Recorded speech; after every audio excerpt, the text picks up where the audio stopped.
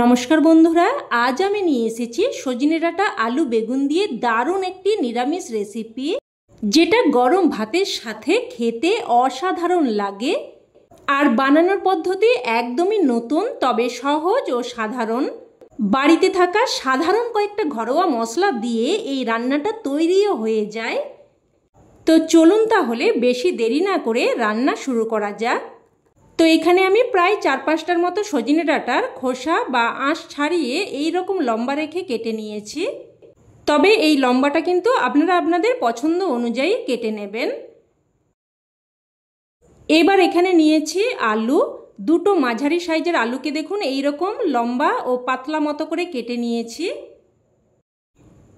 আর সমস্ত সবজি কিন্তু আমি ভালোভাবে কেটে ধুয়ে নিয়েছি। এবার এখানে নিয়েছি বেগুন। এখানে একটা মাঝারি সাইজের বেগুনকে এই রকম লম্বা মতো করে কেটে নিয়েছি।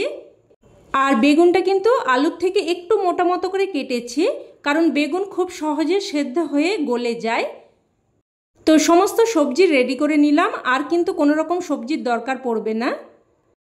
এবার গ্যাস অন করে কড়াই বসিয়ে এখানে দিয়ে দিচ্ছি 1/2 চামচ মতো গোটা ধনে আর 1/2 চামচ মতো গোটা জিরে। এবার একটুক্ষণ নাড়াচাড়া করে এই জিরে আর ধনেটাকে ভেজে নেব। মোটামুটি জিরে আর ধনের একটা সুন্দর ফ্লেভার বেরোনো অবধি ভেজে নেব। তো ভেজে নিয়ে এবার এই মশলাটাকে একটা পাত্রের মধ্যে নামিয়ে রাখলাম। এবার ওই কড়াইয়ের মধ্যে দিয়ে দিলাম প্রায় 2 চামচ মতো সর্ষের তেল। তেল ভালোভাবে গরম হয়ে আসলে এবার এর মধ্যে কেটে ধুয়ে রাখা আলু দিয়ে দিলাম। আলুগুলোকে দিয়ে নাড়াচাড়া করে মিশিয়ে নিয়ে একটা ঢাকনা দিয়ে মিডিয়াম ফ্লেমে প্রথমে আলুগুলোকে প্রায় 2 থেকে 3 মিনিট মতো ভেজে নেব। তো প্রায় 2 থেকে 3 মিনিট মতো ঢাকনা দিয়ে আলুগুলোকে ভেজে নিয়েছি। দেখুন আলুগুলো হালকা ভাজা হয়েছে। এবার এই পর্যায়ে এখানে কেটে ধুয়ে রাখা সজনে ডাঁটা আর বেগুন দিয়ে দিলাম। সাথে অল্প একটু লবণ আর অল্প একটু হলুদ গুঁড়োও দিয়ে দিলাম। লবণ আর হলুদ গুঁড়োটা দিয়ে ভালোভাবে মিশিয়ে নেব। লবণ আর হলুদ গুঁড়োটা দিয়ে ভালোভাবে মিশিয়ে নিয়ে এবার আবারও একটা ঢাকনা দিয়ে প্রায় 2 থেকে 3 মিনিট মতো ভেজে নেব। আর এই সময় একটা মশলা তৈরি করে নেব। তো জিরে ধনেটা আমি নামিয়ে রেখেছিলাম। এবার এর সাথে নিয়ে নিচ্ছি 1 চামচ মতো হলুদ আর কালো সর্ষে সমপরিমাণে মিশিয়ে দিয়েছি। এবার এই সর্ষে জিরে আর ধনেটাকে শিলেতে করে একদম মিহি করে বেটে নেব। তবে আপনারা চাইলে মিক্সার গ্রাইন্ডারে করেও বেটে নিতে পারেন। সেক্ষেত্রে কিন্তু প্রথমে একটু শুকনো অবস্থায় ঘুরিয়ে নিয়ে তারপর জল দিয়ে মিহি করে পেস্ট করে নেবেন।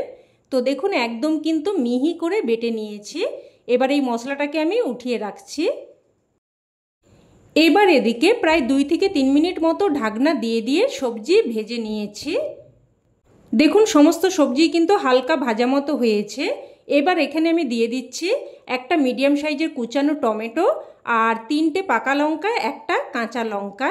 তবে আপনারা কিন্তু সবগুলোই কাঁচা লঙ্কাই দিতে পারেন, তবে পাকা লঙ্কা দিলে কিন্তু তরকারির কালারটা সুন্দর আসবে। এবার আবারও একটুক্ষণ নাড়াচাড়া করে রান্না করে নেব, যাতে করে টমেটো আর কাঁচা লঙ্কা ভাজা হয়ে যায়। তো দেখুন একটুক্ষণ নাড়াচাড়া করে ভেজে নিয়েছি আর টমেটো আর লঙ্কাগুলো কিন্তু একটু ভাজা মতো হয়েছে। এবার এই টমেটো আর লঙ্কাগুলোকে একটা পাত্রের মধ্যে দেখুন উঠিয়ে রাখছি। আপনারা হয়তো সজনে ডাঁটা আলু বেগুনের তরকারি অনেকবারই খেয়েছেন, তবে এইভাবে কিন্তু নতুন পদ্ধতিতে একবার বানিয়ে দেখবেন। খেতে দারুণ টেস্টি হয়। একবার বানালে কিন্তু বারবার বানাতে ইচ্ছে করবে। তো দেখুন টমেটো আর লঙ্কাগুলোকে উঠিয়ে নিয়ে এবার এখানে আমি দিয়ে দিলাম 1 বাটি মতো গরম জল। স্বাদ অনুযায়ী লবণটাও দিয়ে দিলাম। এবার সব কিছু ভালোভাবে মিশিয়ে নিয়ে ঝোলটাকে প্রথমে ফুটতে দেব। এবার ঝোলটা যখন এই রকম ভালোভাবে ফুটে আসবে তখন এর মধ্যে বেটে রাখা মশলা দিয়ে দিলাম আর মশলার বাটি ধুয়ে অল্প একটু জলও দিয়ে দিলাম। এবার আবারও সব কিছু ভালোভাবে মিশিয়ে নিয়ে মিডিয়াম ফ্লেমে একটা ঢাকনা দিয়ে প্রায় 4 থেকে 5 মিনিট মতো রান্না করে নেব। এবার এদিকে যে টমেটো আর লঙ্কাটা আমি ভেজে উঠিয়ে রেখেছিলাম ওটা দেখুন শিলেতে করে বেটে নিচ্ছি। আর যেহেতু টমেটো আর লঙ্কাটাকে ভেজে নিয়েছি একদম কিন্তু নরম হয়ে গেছে, তাই খুব সহজেই কিন্তু বাটা হয়ে যাবে। আর টমেটো আর লঙ্কাটা ভেজে নেওয়ার কারণে এই তরকারির ফ্লেভারটাও কিন্তু একদম অন্যরকম আসবে, খেতে খুবই ভালো লাগবে। তো দেখুন একদম মিহি করে বেটে নিলাম। এবার এদিকে প্রায় 4 থেকে 5 মিনিট মতো ঢাকনা দিয়ে রান্না করে নিয়েছি। আর দেখুন সমস্ত সবজি কিন্তু ভালো মতো সেদ্ধ হয়ে গেছে। দেখুন আলু, সজনে ডাঁটা সব কিছুই কিন্তু ভালো মতো সেদ্ধ হয়ে গেছে। আর বেগুন তো সেদ্ধ হতে একদমই কম সময় লাগে। তো এবার এই ঝোলটাকে দেখুন একটা পাত্রের মধ্যে নামিয়ে রাখলাম।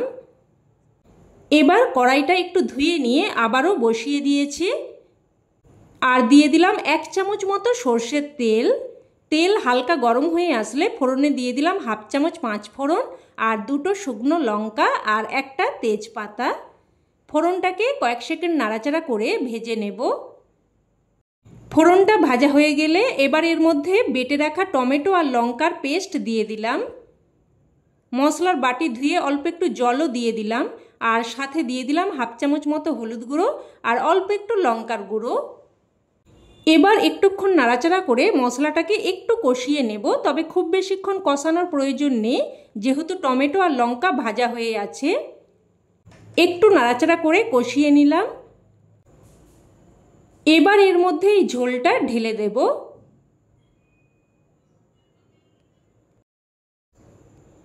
সব কিছু আবারও একটু নাড়াচাড়া করে মিশিয়ে নিয়ে এবার এর মধ্যে দিয়ে দিচ্ছি অল্প একটু চিনি।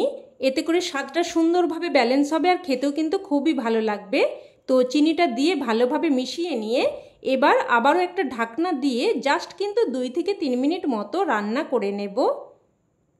তো জাস্ট 2 থেকে 3 মিনিট মতো ফুটিয়ে নিয়েছি। আর রান্না কিন্তু এখন একদম তৈরি। দেখুন দেখতে কতটা সুন্দর হয়েছে, খেতেও কিন্তু অসম্ভব টেস্টি হয়। গরম গরম ভাতের সাথে খেতে জাস্ট ফাটাফাটি লাগে। অবশ্যই এইভাবে একবার বানিয়ে দেখুন, আর আমার 100% বিশ্বাস খেয়ে আপনাদেরও খুবই ভালো লাগবে। তো রেসিপি কেমন লাগলো অবশ্যই কমেন্টে জানাবেন। আর ভালো লেগে থাকলে প্লিজ একটা লাইক দিয়ে দেবেন। আর চাইলে অন্যান্য বন্ধুবান্ধবদের সাথে শেয়ারও করতে পারেন। আর চ্যানেলের নতুন বন্ধু হয়ে থাকলে চ্যানেলটি অবশ্যই করে সাবস্ক্রাইব করে নেবেন। তো আজ এই অবধি, আবারও অন্য কোনো রেসিপিতে দেখা হবে। ততক্ষণে ভালো থাকবেন, সুস্থ থাকবেন। ধন্যবাদ।